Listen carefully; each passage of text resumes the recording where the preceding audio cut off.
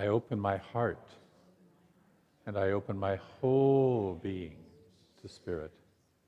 And we have a wonderful prayer practitioner, Susan Einhorn, today, who will open us in prayer. I want to thank, is Teresa in the room somewhere? There she is. Teresa Bielenberg, who's our other practitioner for the day, who did the opening meditation prior to the service. And they're holding us in consciousness during this entire time. So just let yourself be held in that love and that high consciousness, in that high view from the song. Susan. Thank you. Good morning. Can you hear me? There we go. All right. Well, right now I'm going to light our candle, and that is that light that is always present and always burning within us. For that is the light of God. And and I know that whether it's cloudy or not, that it is always Do you want me to do that? burning. Thank you very much. And so And we may have run out of fuel here. Okay. And we do have an affirmation. And so if you'll say this with me 3 times. I am the light, the light I am. I am the light, the light I am.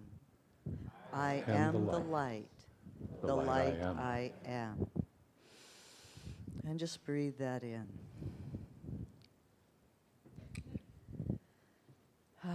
And so right now, join me as I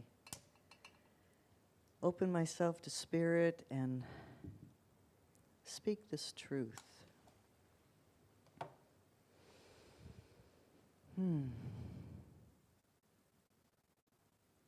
So right now, I acknowledge that one light, that one life, that source that is creating all there is. It is unlimited, all-powerful, eternal, and it is everywhere, everywhere, without being diminished in any one place. And I know that because it is all there is, that all of its qualities, all of that love, all of that light, all of that aliveness, wholeness, completeness, openness, connectedness is present and ongoing. And that is the truth of all there is. And so therefore I am that. It is within me. It is living in me, through me, out into the world. And because that is my truth, I know that that is the truth of all beings. For there is nothing and no one that exists that is not a reflection and an embodiment of that light and love, power, life, wholeness. And for this I give great thanks, for that connects me to all there is. I am experiencing that God, that light, that power, that love, that connection in all I meet, all of my relationships to the trees, to the animals, to the people, to the clouds, to the stars, and on. For it is all God. And because I am met with that light and that love wherever I go, I am no longer standing on the sidelines, hiding from life, hiding from others. I am stepping in to participate and join. And through that invitation of love, I am being seen, and I allow myself to be present as that presence that is within me being present. And through this, joining. I meet each one, each person, each life as an invitation and a reflection of the divine, reflecting what I am. And through that joining, there is a knowingness, for we are all joined, all one.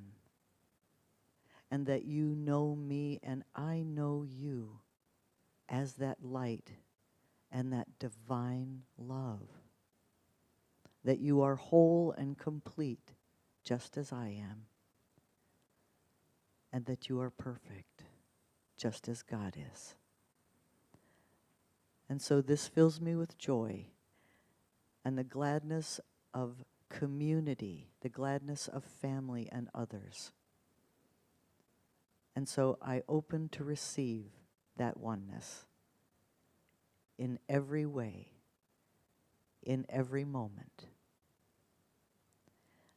And so I release this with joy, with gratitude for the ease and the flow and the happening of this into that law and that aspect of God that already knows this is true and done.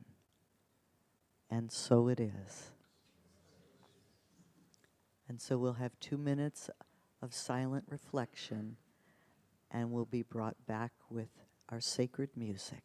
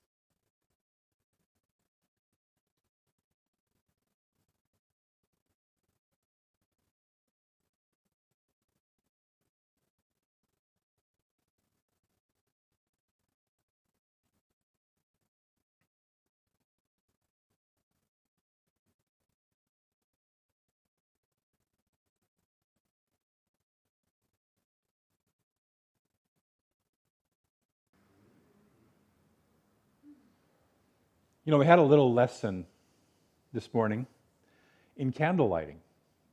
That was a metaphysical lesson. And it was kind of a two-part lesson. I don't know if you noticed, but I struggled to light that candle when I was first, we don't have our altar lighting everything up. Queen is in London today. That'd be Buffy. And so we didn't get everything all lit up, which might be okay, because I'm lit up. I'm lit up with spirit, to be clear. And then the second one was we couldn't get the candle lighter to light. We teach that God is source, infinite source, but it expresses in human form through individual channels. And in case you haven't noticed in your life, sometimes channels change. They dry up, they go away, they just don't plain old work. Yes? Ever noticed? Okay. But source has another. There's always another.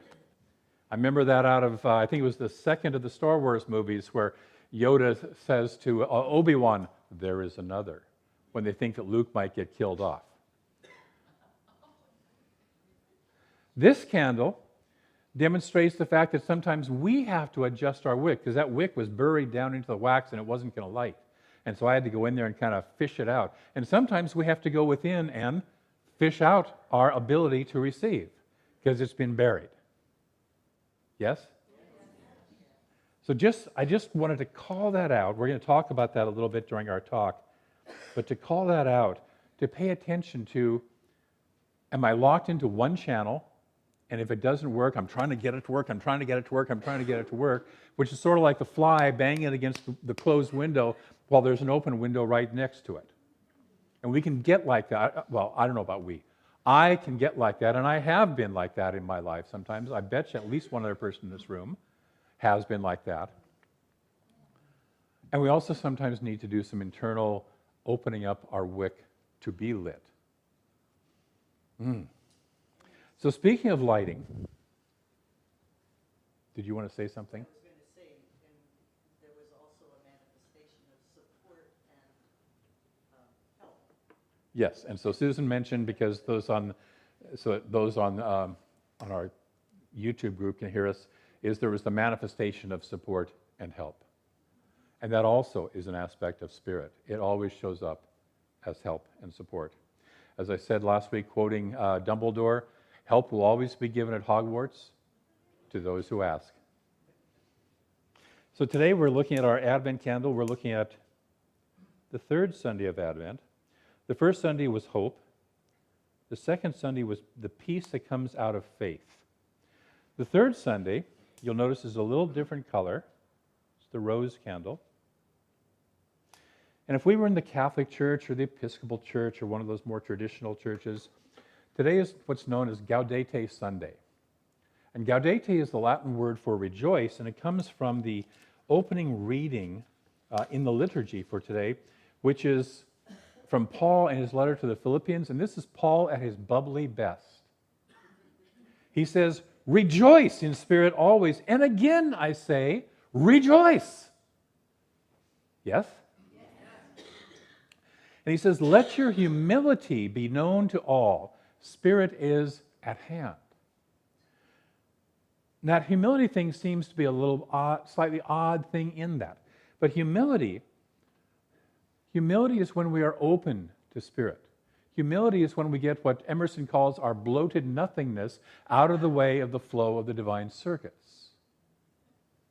We all have bloated nothingness. Let's just admit it, okay? So take a breath. Let our humility, our willingness, our openness to the presence be known to all. Spirit is at hand, which is a idiom for right here, right now, present. It's not out there somewhere. It's not somewhere off in the future. It's here. And so today's attribute as we walk this spiral spiritual path of the Advent candle is joy. It is joy. It is the recognition that Spirit is here now. It is a break in the traditional practice of penitence, because all the other candles you notice are these kind of dark purple candles. And if you were in the Catholic Church, you would be doing penance and you would be doing fasting and stuff like that right now. We don't do that stuff. It's not required, but you do need to know what the essence of the path is. Hope, followed by faith, followed by peace. We experience joy. For me, it's a reminder that Spirit is joy. God is joy. And that while the spiritual path requires focus, and in case you haven't noticed, it's not always easy, it involves joy as one of its key attributes. Thomas Trord, the New Thought writer, says that joy is the purpose of life. Joy is the purpose of life. So breathe that in. Let your joy bubble. So today we're going to talk about, we're talking this month about living everyday wonder as community. And actually this is the last Sunday we're going to talk about community. Next week I'm going to focus on the festivals of light in this month. And the last Sunday, which is Christmas Day, will be Nativity 2.0. But today we're going to talk about into we see. Many of you are familiar with the word intimacy, and you may have seen it broken out as into me see. That's what intimacy is allowing you to see into me. And this is we as a community letting us be seen, letting our humility, letting our openness, letting our love be seen. We have this idea of what community is, and it usually involves people we like, people who think like us, and therefore we like them. Yes? This is our magic, happy community. But true community, common unity, is larger than just our small circle. And when I'm talking about community, it's this community as Center for Spiritual Living of Olympia. It's every other community in your life, including your relationship, your family, your work, anything else. This is all true for all communities. True community calls us to look deeper, to go below the surface for the unity that is common to all, common within all. And we sometimes refer to this as that namaste consciousness, where the God within me sees the God within you. But in case you haven't noticed, I've noticed it for me, our ability to see that God can get blocked by structures within. Structures of our beliefs about how people should be. Anybody besides me? Yeah. About how they should act, how they should look, how they should speak or not speak. In other words, how like or unlike us and our beliefs they are may determine how much we let them in, even as we give lip service to our common oneness. The Indian mystic Kabir invited us to imagine filling a pitcher with water and then placing that pitcher into a much larger body of water. So now there's water inside and outside. And the pitcher represents our ego, formed from the beliefs in uniqueness, in separation, and self-identifying thinking. It's special. We all have that within us. We all think we're special, which is different than unique. We are all unique, but we like to sometimes think we're special. And we start evaluating and judging all the other pitchers, but in reality, all are pitchers holding the same water within one water. Imagine that for a moment. Visualize that. Breathe that in for a moment. All pitchers of water within water is who we are. Yes, there's this shell structure, but we're all in the same water. Sometimes it's hot water, right? He goes on to say we mustn't give it a name. We mustn't try to identify this. Or as he says, silly people will start talking again about the body and the soul. The spiritual and the material, trying to create a separation and a division between those. It's all one. It's all one. Every day we have the choice to build walls, to cut ourselves off from the light, creating a musty dampness in our soul. Or we can live openly, nakedly, I'm talking emotionally here, vulnerably, letting the light of love and life shine through. That word vulnerable comes from the Latin vulnerabilis, and it means, the original word is to wound. And the common idea today is vulnerable is open to the possibility of being wounded. In other words, if we're vulnerable, we might get hurt. Yes? Yes.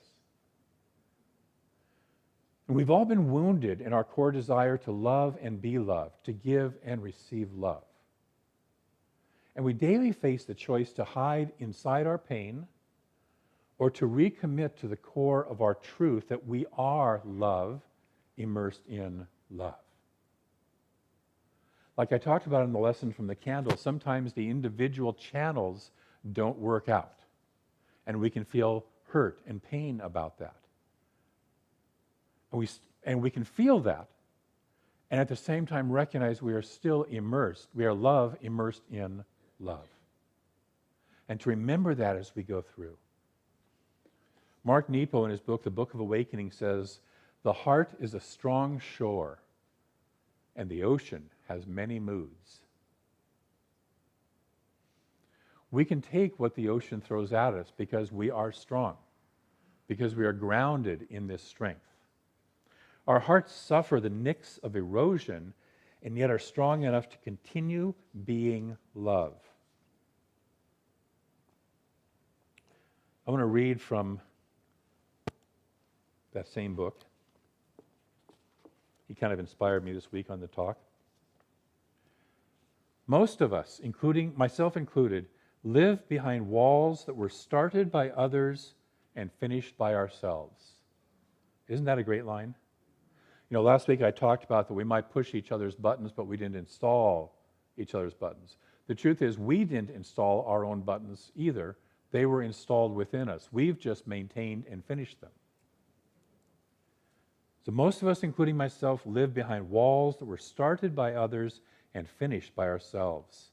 Very often we fear each other without reason, the wall builders and those who shine on through. But it really comes down to how to make it through life, safely or fully.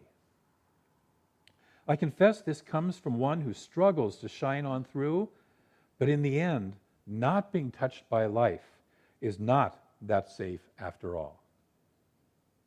What I've learned is that the more I risk being who I am, like a sun daring to shine, the thinner the walls need to be outside me. There are times walls are necessary, but more often we can protect ourselves by being who we are. Neither hiding nor revealing ourselves will prevent our share of pain, but in being who we are, we get to be a part of the universal stream, not just a nut in a shell waiting to fall. I have to say, I take issue with him a little bit about preventing our share of pain. Because I don't believe that we have a share of pain. Okay, you get 2 shares, and you get 8 shares, and you get 12, and you get 1, and you don't have to have any pain. You know, there's no shares administered by somebody else. But we all experience pain as we go through life, yes? Okay. And it's just, I don't like it, but it seems to be the nature of life. I do know that I grow from the pain. I grow from the things I bump into. Sometimes it takes a while. Sometimes it takes a little yelling and screaming and crying and temper tantrums and hiding out for a little while. But we grow through these things we bump into.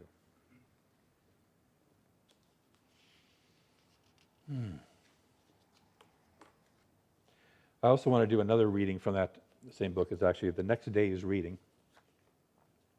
We can't help it.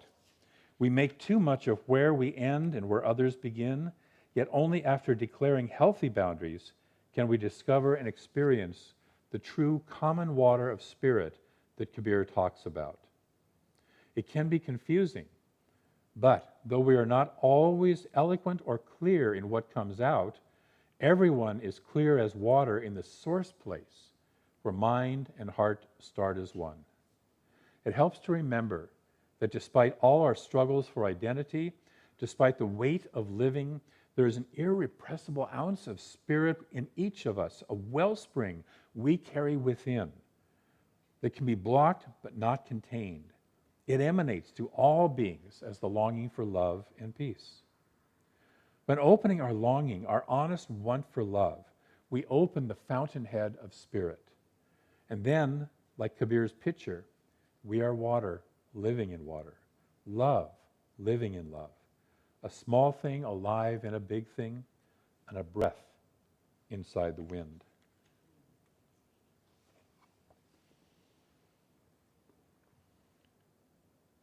When we can live within community and share our light and our woundedness, and when we can listen to each other's light and woundedness, recognizing that we all share the same water, the same light, and the same feeling of woundedness, we begin to see the divinity in each other from the divinity within ourselves. And this takes being present. This takes being present with. That's why I used that little meditation this morning to remind us, present moment, sacred moment. I find that a grounding for me, so I can be with whatever I'm with, present moment, sacred moment. And recognizing the sacredness of the moment, recognizing the sacredness of the person standing in front of me. It takes listening, witnessing, and sharing. It takes living everyday wonder about each other and about ourselves. And it takes recognizing and being open to diversity, to new people, new ways, new ideas, to things and people and expressions that are not like us. A community is made up of individuals, and we are each diverse within ourselves.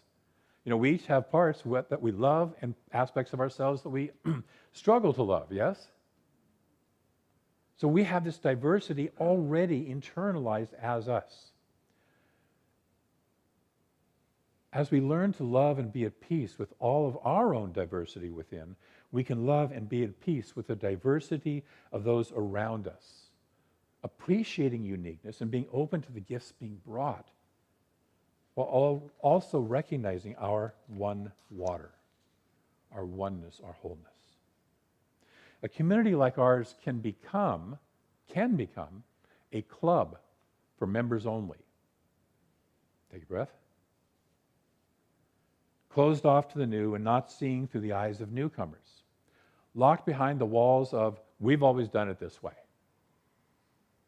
When the truth of this under 20-year-old center, that's pretty darn new in terms of, things, is that someone once chose to do this way because it made sense at the time with the people involved. And it can be changed by us today to make sense in this new time with this group of people, with this new experience. How we always used to do it doesn't have to be our wall that we hide behind. Something to recognize is that, quote, new people to us are often more scared of us churchy folks than we are of them. I remember the first time I went to a religious science church, coming out of the Catholic Church and leaving it when I was 18, and walked into the church like this. I swore I would never, ever, ever, ever set foot in a church again, excepting for funerals and weddings of friends. Okay? And I was done with church when I was 19. And so at 40, roughly, 38 I think it was, I stepped into a religious science church because it kind of had a friend who was like practically dragging me to go, and I finally said, yes, I do need something to go. But I was very much like this. So I entered that way. With fear and trepidation, I attended a men's group that was meeting on Friday nights, and I joined a small group that was just getting started. And that eased my entry into the community. That gave me a small group of people that I could meet. This was, by the way, a fairly large church that I was entering into. I invite us to look at who's missing from the table. As we look around, who's missing? Who's missing from our lives and from the life of this community? And expand our consciousness to include rather than exclude newness and diversity. We may not recognize just how big this world is and how wonderful this world is, and how wonderful people are, until we deliberately step outside our habits and comfort zone. The other day I was over at Office Depot, and the young lady who came to help me had black lipstick, multiple nose piercings, and that whole kind of vibe. And I felt my mind go for instant judgment. Oh, she's going to be incompetent and stuff. And she was quite competent, even though she was brand new. She was quite competent. And then I had to step back and remember, oh yeah, this was my daughter 12 years ago. That's exactly what she looked like. Maybe not the nose rings. But she was into dark goth. We have to get past our own ideas of the world. We tend to skim off the top, the low-hanging fruit, the easy to get along with people, rather than reaching in with vulnerability, wonder, and curiosity. So I'm going to invite us to take a deeper dive into people, to open with curiosity. Last week I spoke of some practices that don't support healthy community: complaining, gossiping, and rumors. What does support healthy community is engaging in meaningful dialogue with people. Engaging in meaningful dialogue with people with openness and honesty. Sharing who you are, nicks and all, and being curious and inviting about who others truly are, nicks and all. Being curious about the spirit that is living in and as them, and examining our boundaries And are they really healthy? Or are they just old fear-based walls started by others, finished by us, and maintained by us? Am I living as a free spiritual being, shining my light and my love, even if sometimes I get nicked up a little bit with that? Or am I living as a cowering, frightened human? Can we let more people into our circle until there's no real border to the circle? And we focus more on the water than on the pictures. So this week I'm going to invite us to do 3 spiritual practices. 1, listen more. Listen. Deeply listen more. Go past your safe habits and listen. Secondly, become aware of any blocks within that may block connection between you and others.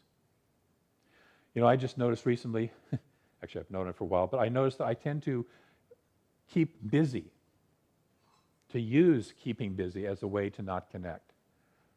I had 2 meetings with people yesterday, and I noticed that my mind wanted to go into tasks that I had to do for the rest of the day and not be present with the people in front of me.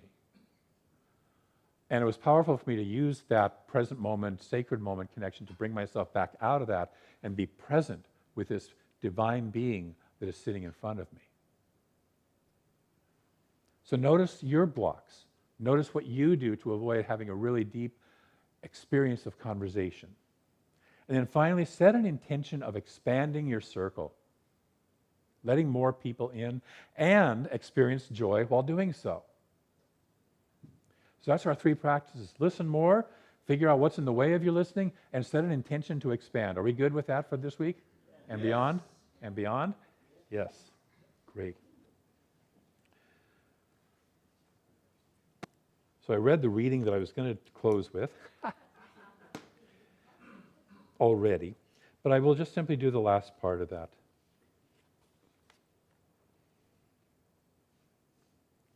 Are we really... Where is this? This is the previous one, sorry.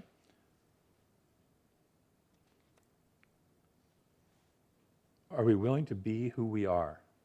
And as we do so, we get to be part of the universal stream and not just a nut in a shell waiting to fall.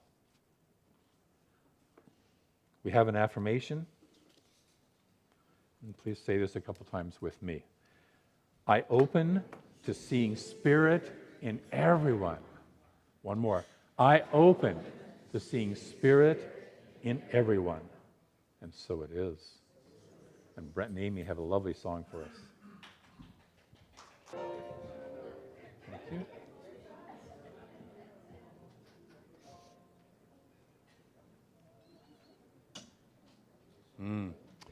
Take a look around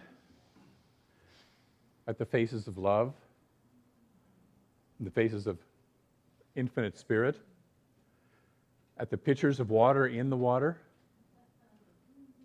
We have towels to dry off afterwards. Let your hearts open. I'm going to do a special invitation that when we walk out of this building and go about our lives, we also notice the faces of God. Some of them might be a little more hidden and difficult to see, but they are the faces of God. So take a breath with me. I open to the infinite presence, the awareness that there is an infinite presence right here, right now, always present within and as each of us. That whatever we're going through in life, that infinite presence that we are is greater and greater. And so I speak my word that we open to that flow of love that is from this infinite presence, this infinite source, and expresses through the unique multiplicity of channels, of expressions of the divine that each of us is, that each person around us is.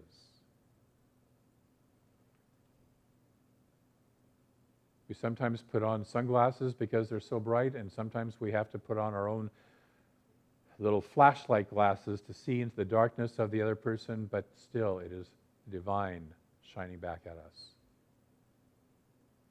And so I'm grateful that we say yes to letting everybody into the circle, that we say yes to being the light of God and not a nut in a shell waiting to fall.